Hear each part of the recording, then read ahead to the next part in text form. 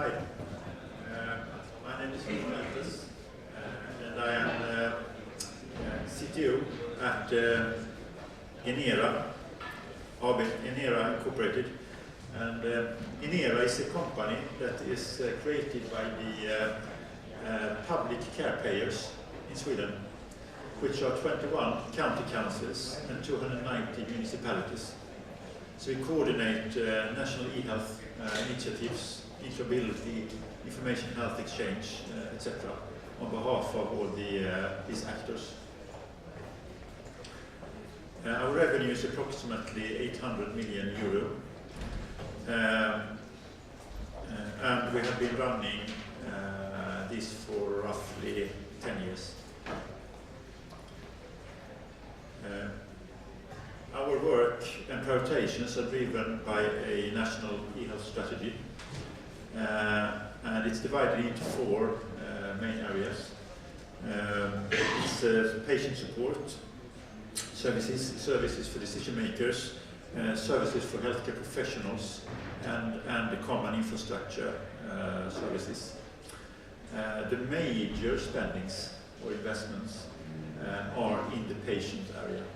So patient services cater for roughly 50% of our revenue. But today the topic is on FHIR use in Sweden, and I will mainly concentrate the presentation on infrastructure part, which is both running infrastructure and also reference architectures, interoperability frameworks, standard use, etc. So there exist some figures about our existing health information exchange infrastructure.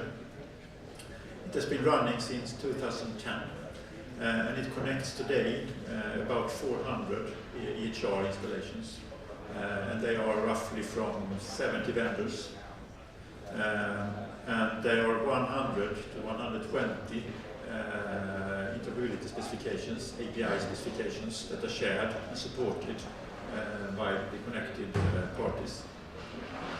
And it's a service-oriented, it's a homogeneous service-oriented architecture with a common technical foundation.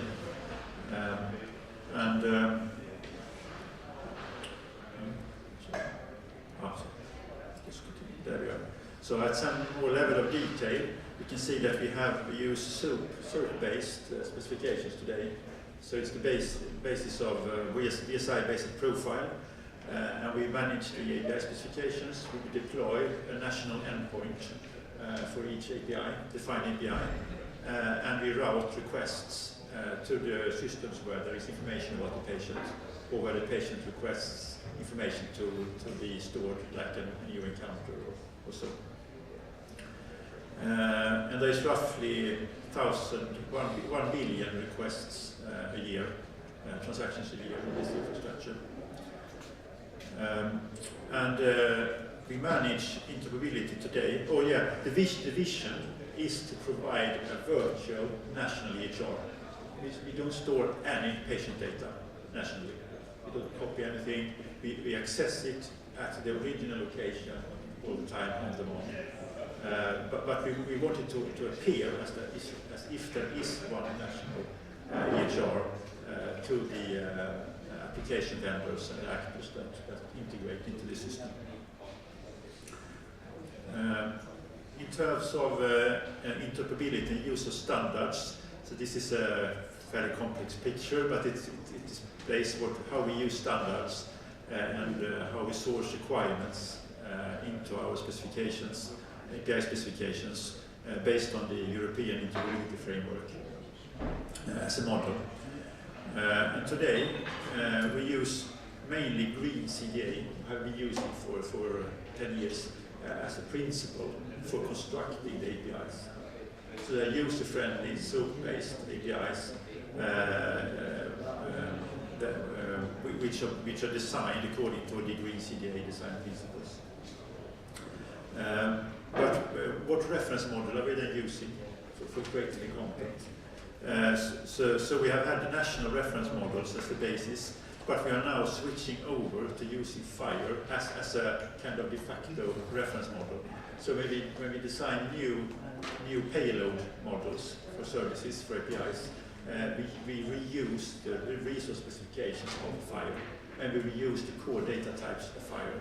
Previously, up till this point, or a year ago, we used the HL7 RIM data types as building blocks. We are now switching to FHIR data types, which you also actually find have a higher quality in some aspects. But today, we are not using FHIR as a protocol at the national level, not yet.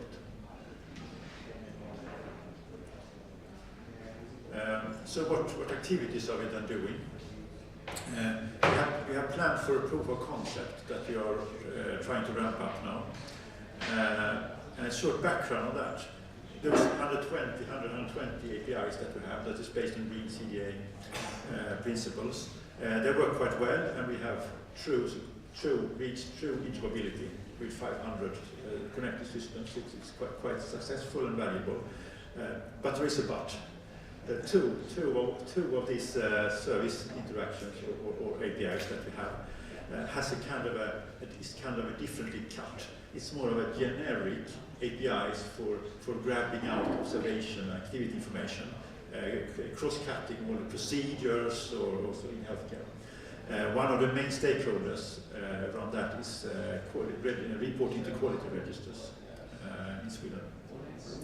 And those two specific APIs, they are modeled towards an abstract RIM, equivalent to the CME RIM, but the Swedish version. So the actual interoperability, semantic interoperability, has to be negotiated out of band with the protocol. And this is different from all the other APIs. And we are currently struggling how we will do that. And we are seeking answers in the space of FHIR. And this is also the goal of this proof of concept, to see if we can use FHIR to formalize the out-of-band negotiations and end up in using FHIR profiles. So it's basically what we are aiming for with this proof of concept. We are seeking a proof for that this vision is something we should carry forward. So we have the Swedish RIM and the Swedish information specifications that are used today around Sweden, and then there will be a manual transformation of that into a standard computational model. And we are thinking of architect definition language there, and then some RIM based on that, supporting that, like the PCHA RIM. And then generating FHIR profiles out of that. So there will be one business-supported part of the process, and then the technical part where we generate, implement, decided version, detail clinical model specifications, and then deploy them as FHIR profiles, and then use FHIR so we can validate, etc., and get our hands on interoperability in runtime as well, which we are lacking today for those two specific use cases or APIs. The other area where we see FHIR will come in at the national level in Sweden is the area of telemedicine, telehealth. The Nordic countries has cooperated for a couple of years for a shared reference architecture for telemedicine or telehealth. For you who are familiar with the continua guidelines, you can see a lot of similarities. So this is basically a superset of the continua guidelines reference model. So we are use cases that are not yet covered by continua, and we can articulate them in our model because it's not the same. And then we use that to jointly agree across the Nordic countries and approach continua for new areas of standardization, or personal connected health alliance for new areas of standardization. And in Sweden, we have implemented observation upload according to continua at the national level. So that the IHE interface PCD01, which is an HL7 version 2 based interface, is made available in the national infrastructure, and you can connect to it, legal frameworks put in place and so on. And this shows the strategies, the current status and the strategies of the Nordic countries in the frame of this reference model.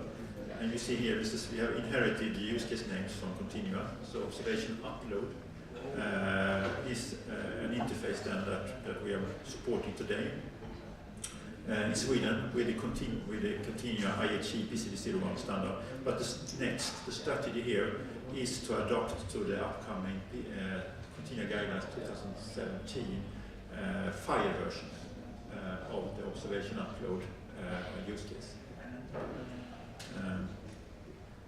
So to shortly summarize our use of FHIR in Sweden is that we have no FHIR protocols in use today. We use the FHIR information model as a basis for creating payload definitions, but within the scope of our SOAP-based architecture today.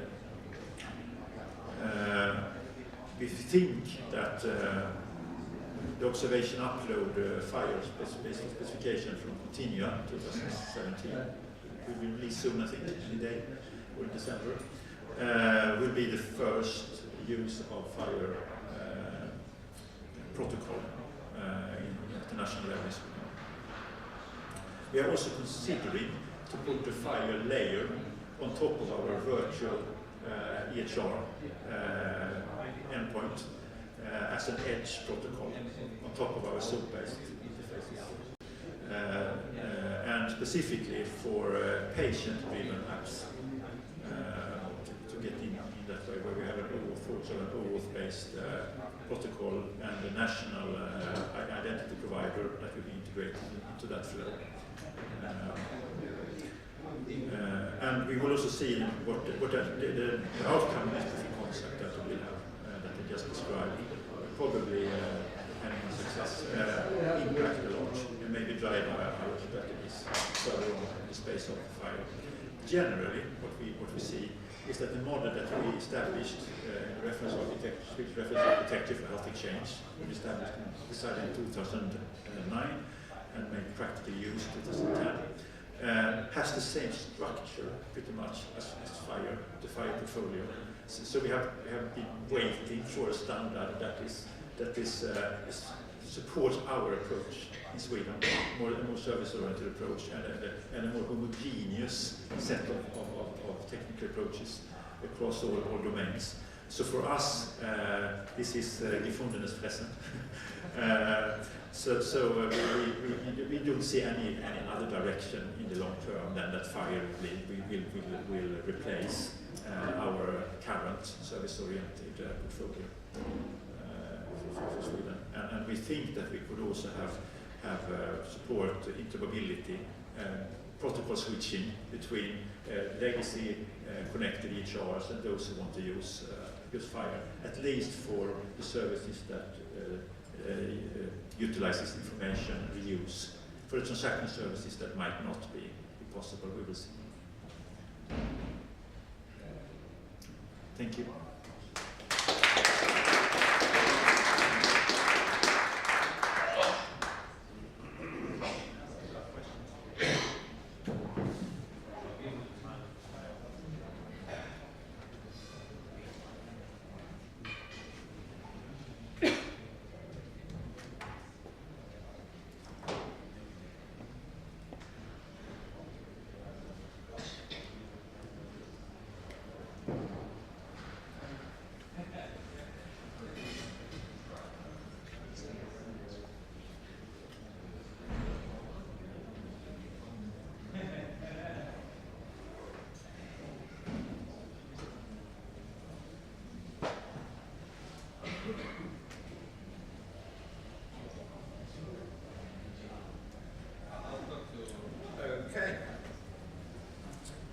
So hello, I'm Kavanagh. I'm from the NHS England,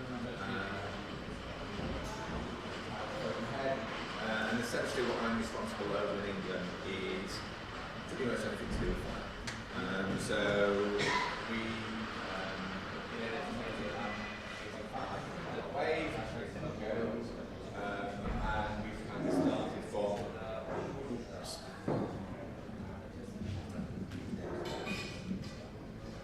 So we started from just taking various profiles, and we're doing those deployments, and I'll walk through those. And around that as well, a whole bunch of ecosystem supports for how we help developers and implementers adopt FHIR and take the market with us. So a little bit of context about England, and well, the NHS in England. So a little while ago, we had a national programme for IT, and we used HSS version 3 in kind of a major way, massively invested in it, and created a lot of capability for national applications on that. So at the moment, we've got just short of 1 billion V3 messages a month flow across our national architecture. So it's quite at scale. And as much as we have that and we have a lot of investment in that, we recognise that we need to move on, and incrementally over the coming years, probably look to replace all of that with FHIR. We're not going to replace it, we're going to supplement it with FHIR because people have clearly invested in that. So one of the things which kind of puts that into context is in England for sure. When we peak, it's clear we have peaks in traffic. We have more V3 messages flowing through England than the payment services, Visa and MasterCard do in England. So it's kind of big, and we have a lot. And that hurts us in many ways. It hurts us in the volumetric side of things, which is always a recurring problem. It's the problem for us on V3. It's less of a problem on FHIR, but it's still there, and we constantly have to deal with that. So when we look at FHIR, one of the things that's always in the back of our mind is how do we do this at scale? Because our national architecture kind of requires us to do that. So one of the things that happened, I don't know, probably 6 months ago now, is that we have now, at sort of our enterprise architecture level across our country, decided that FHIR is now the default standard for all new interoperability designs in our country. So it's kind of you have to decide, you have to argue why you're not going to use FHIR, whereas before we had to argue why we had to use FHIR, so we kind of flipped it a little bit. So as you will be aware, or I'm sure most of you are aware, that FHIR is kind of a new standard which offers the ability to use it in many different paradigms, so the REST, document messaging services. And though most of the emphasis is in that top left-hand corner around REST, we don't do that. So we have a broad spectrum of usages of FHIR, and it's definitely not all in that REST top left-hand corner. As far as the NHS goes, we've got a broad set of systems. So the NHS is quite a complicated environment, but it's also an environment which has got a very diverse, what we call digital maturity. So we have some very, very capable systems out there, and we have some very, very not so capable systems out there. And whenever we create national applications and national solutions, we have to accommodate that broad spectrum. And essentially, the NHS today is a very messaging-focused environment. So it's kind of, so that we have to support, so that we have to kind of take all the endpoints with us, and we're certainly not going to move across to FHIR at the drop of a hat. So just to show you that, I'm not sure whether you can all see that, but that's just a list of all the current projects that we have underway at the moment, all using FHIR. So you'll see the 3 columns that have got green blobs in. So that's whether our solution is a RESTful solution, a messageful solution, or a document solution. So you can see that we've got a whole mix going on, and some of our solutions actually mix the different solutions. So some of our solutions will use both messaging and REST. So typically, as we'll come on to a moment, we tend to do record update via messaging, but then record access via REST. So for a number of reasons. And then just for a little bit more confusion to mix, because we adopted FHIR a little while ago, we have a mixture of DSU2 and SDU3 solutions as well. So that just makes it a little bit more interesting. Thankfully, we managed to capture a lot of those in the last few months and had an opportunity to move them The majority of them over now to STU3.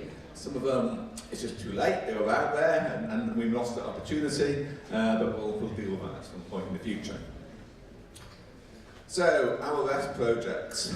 So, we kind of categorise those into 3 broad categories of projects where we kind of use REST and it works well. So in England we have a number of national registries, we're kind of fortunate in that regard. So in England we have something called the NHS number, so a number that you're given at birth and then stays with you for the rest of your life.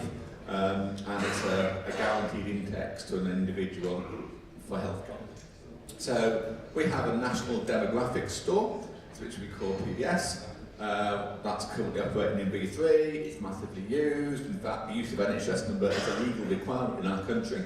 And at the moment, you access that by V3. We have just initiated a project to do that in FHIR.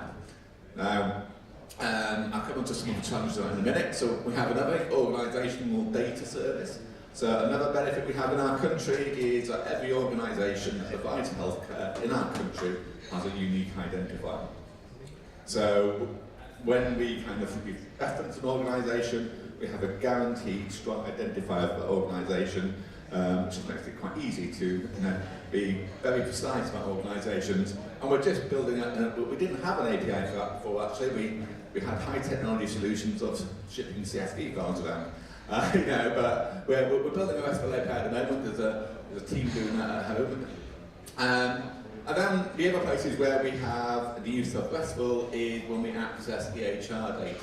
So in our world, we kind of split healthcare into what we call primary care, so GPs, and then everything else. So we are at the moment building a RESTful interface into primary care so that you can go back and pull back all your detailed clinical care record, using a broad collection of our resources to do that. And we hope that will begin to get deployed probably around Q2 next year. And then we're building a similar view of that, which is into the non-primary care. So it's very similar, it's just for different care settings as well. So using RESTful services into that is on the face of it technically attainable, but it has some challenges which I'll show in the next slide. And then last but not least, we have something which we call our national record locator. So I think it's a pattern that many organisations and countries are using now, is that we keep the data at source, we don't bring it into the centre. We don't try and build a big repository in the centre. But what we do is we create a national index. So we create an index at a citizen level to say, these are all the places that you have your data, and then allow you to go and access them all. And once again, that's it. So some of the challenges we had in doing this. So as I said before, we're invested in V3, and those V3 services have to continue on. We're not going to turn them off. And some of the challenges we have then is how we have that mixed mode. So how we represent something in V3 and also in FHIR. You'd think it would be easy, and some of the problems are probably of our own making historically, but there are places in FHIR, for sure, where the specification will say, here's some code you can use, it's a required binding, you can't change it, but it's different to V3. We're going to have to try and work our way around that, and then just to further make the problem worse, is back in the day, many moons ago, we extended that data set as well. So back in England, we've got a few problems to solve as to how we do that mapping between the two, but we'll get there. And we talk about volumetrics. There are lots of decisions that we've made in England purely around volumetrics. So, for example, if for those of you understand the representation of FHIR as it moves around, you'll see there's like a text section at the side which has all the narrative about that. We exclusively restrict that. We just don't support it. It's just double our volume size, so we only ever move around the structured code stuff. We never put any narrative. Purely from, mainly from volumetrics, there's whole clinical safety issues in there as well, but we just don't do that.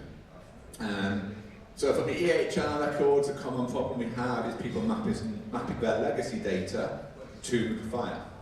So one of the issues we have on some of these really old systems is the data is not that precise, actually.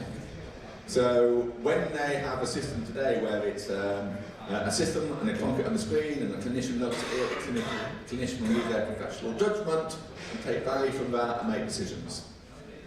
When you move it into FHIR, you have to make concrete decisions then. You have to say, this is an observation, this is the procedure, this is a diagnosis. And you might think that's easy, but in somebody else's systems, it's really not. And some of our suppliers are really nervous about that. They're really nervous about that because you may come to a RESTful system and say, show me all the diagnoses. And they're going to have to be very precise as to what is a diagnosis. And what if you don't ask for all the other stuff? So they're used to putting all the information on the screen and let the clinician take a judgment on that. But when you can ask for that in little tiny bits and maybe not get the full picture, they get very nervous about that. So our suppliers are pushing back on you. And we've talked about the national indexes. We're kind of early in the development of that, and that's looking okay.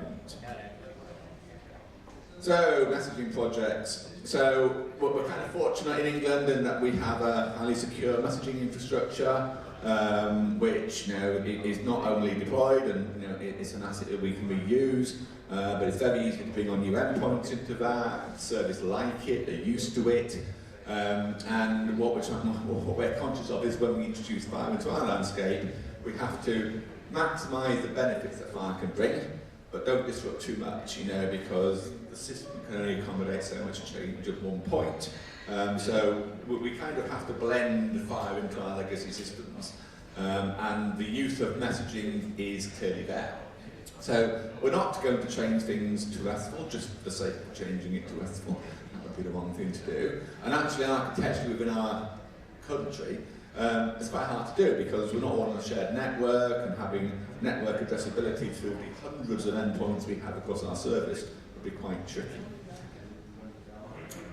So we do use messaging for a large number of projects, and what we've done is we've kind of created a common profile, a common way of doing messaging, so profile the message header and search and come up with common sets of behaviours and sender and receiver responsibilities. We try and standardise that and make it easier for people to do that.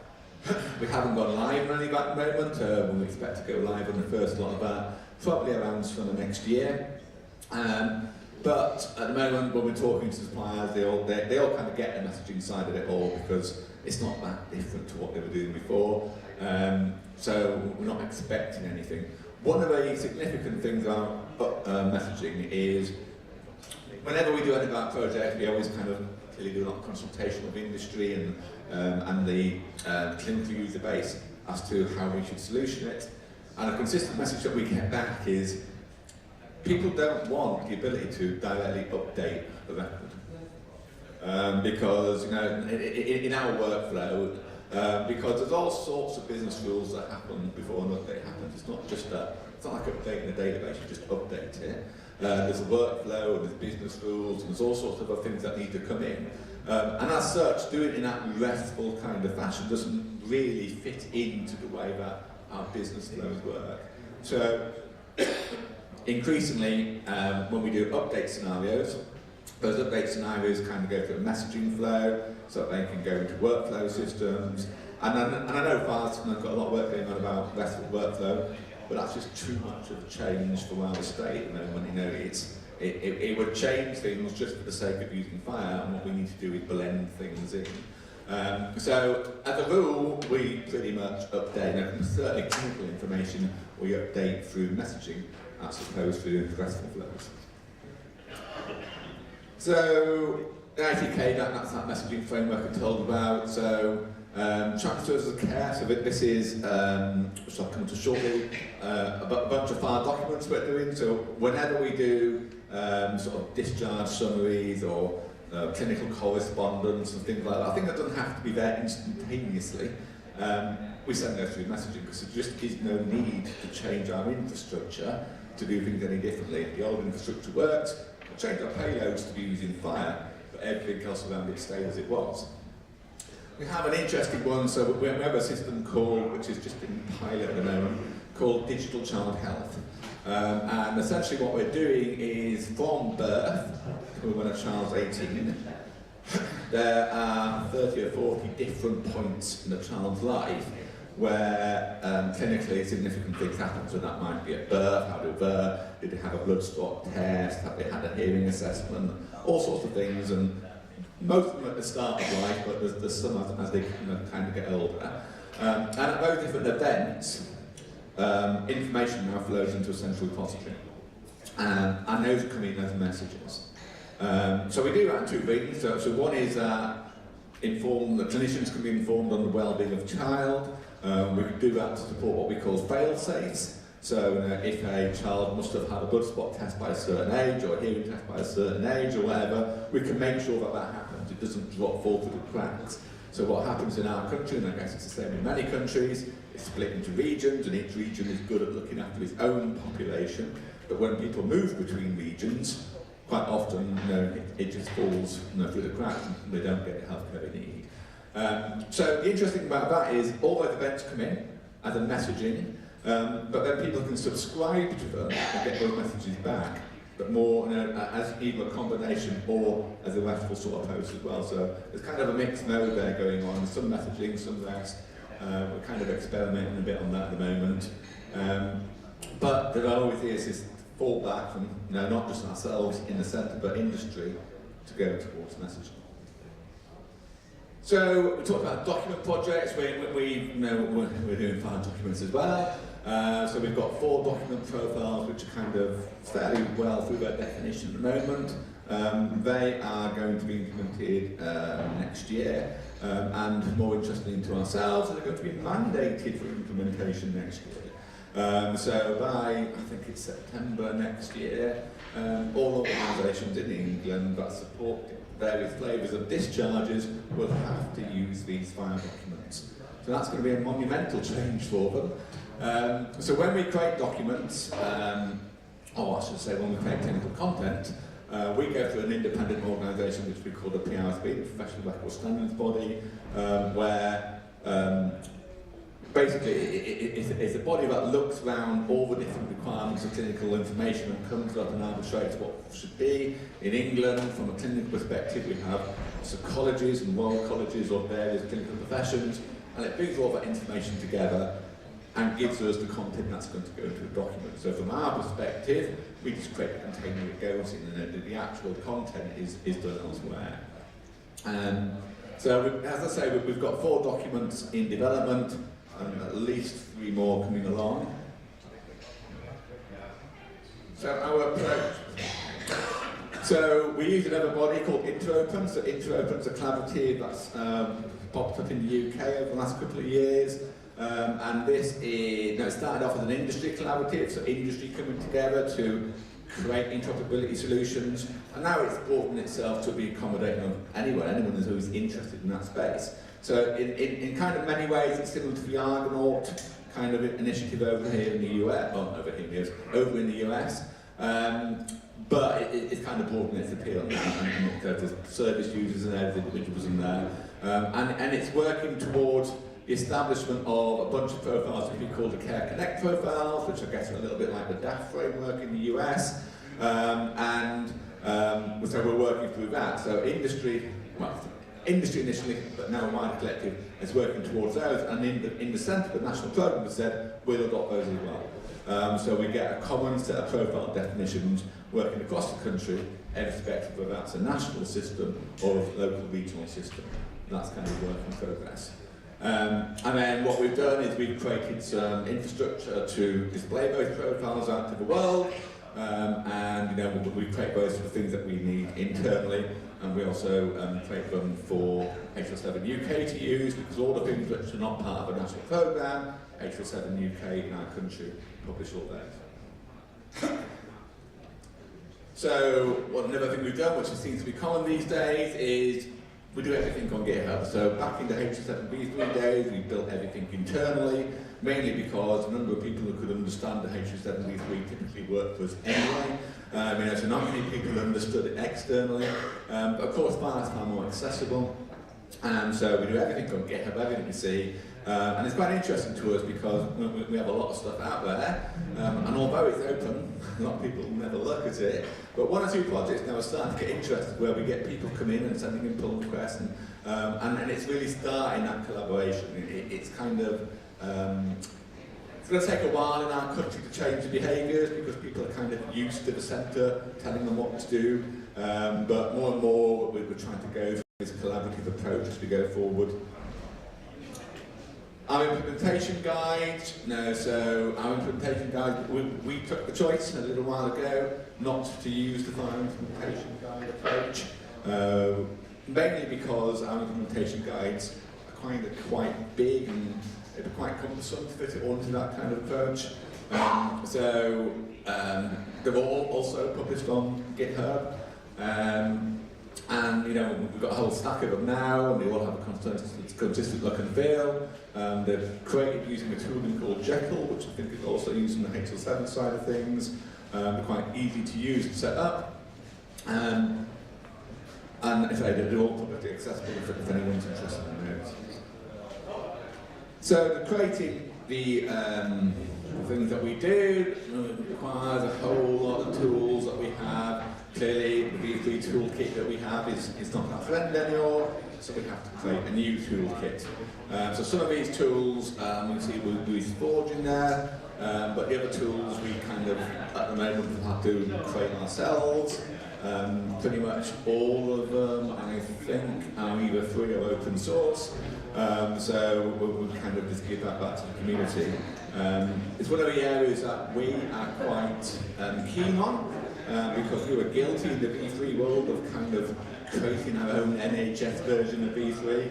We absolutely will not do that on FHIR. We're not going to branch it, we're not going to change it, we're just going to stay with the main sort of music of FHIR.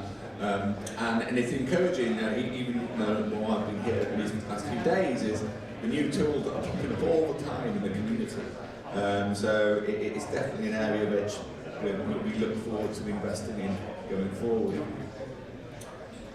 So what do we do? So for profiling, we use Forge, so from Ferrari, and that's great. And we have a service contract with them, so that we can support that initiative going forward.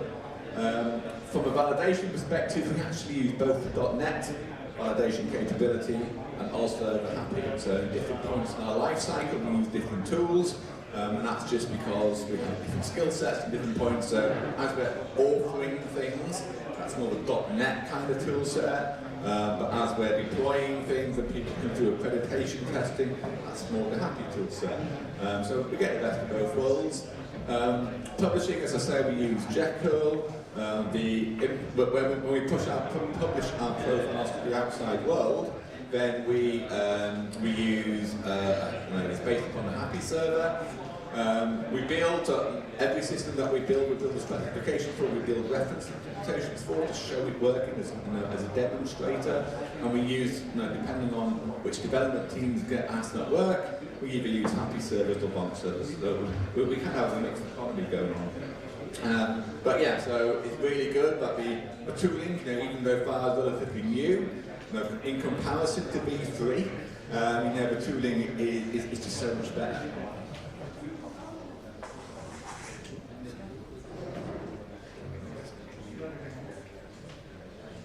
Yeah, so that's it. So, any questions?